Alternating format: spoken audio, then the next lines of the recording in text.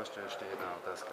Vy ste hovorili, že škola zmluvu s právničkou nezrušila, že jednoducho vypršala.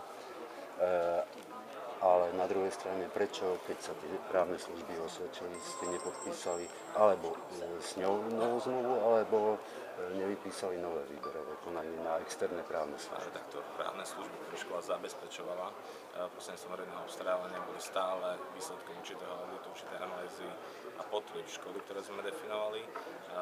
Ani jedna, ani druhé právne služby na seba nenadväzovali časovo a skutočne išlo stále o posúdenie toho, čo škola potrebuje v tom danom období. Ako škola právne služby nepotrebuje? Pardon, dokončím.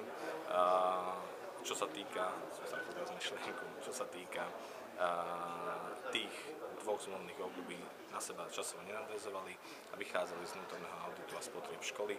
V tom čase sme realizovali simultáne dvojicu veľkých projektov Európskeho sociálneho fondu a tým pádom po vypršaní už aj projektov, v podstate aj tejto plánovanej činnosti, sme v tomto roku nedefinovali potrebu právnych služieb. Odbor školstva vydal nejaké usmernenie školám, ktorých je zriaďovateľom, že nové zmluvy na externé právne služby už sa nemajú podpisovať. Právne služby budú poskytovať zamestnanci právneho oddelenia. Ako to vnímate? Ja to rešpektujem, samozrejme. Tu nejde o... Teraz už škola právne služby nepotrebuje? Potrebu právnych služieb, respektíve právnej pomoci máme stále. Týka sa to školskej problematiky, týka sa to obstarávania, týka sa to prakticky celého spektra činností, ktoré škola zabezpečuje. Nie je to len vyučovací proces, nie je to len sporová agenda.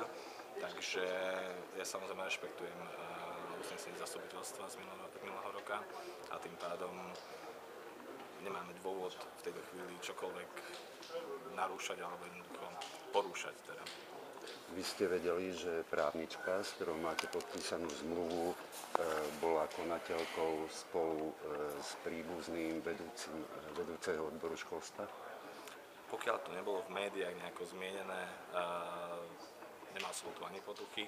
Rovnako som sa na tomto zastupiteľstve dozvedel mnoho ďalších vecí, ktoré ma prekvapuje, ale na druhej strane jednoducho nesúvisí to nejako s našou činnosťou alebo s činnosťou školy ako takou. Ďakujem. Ešte len o preklad. Vy ste spomínali tie veľké projekty, že super, mali sme rejtu,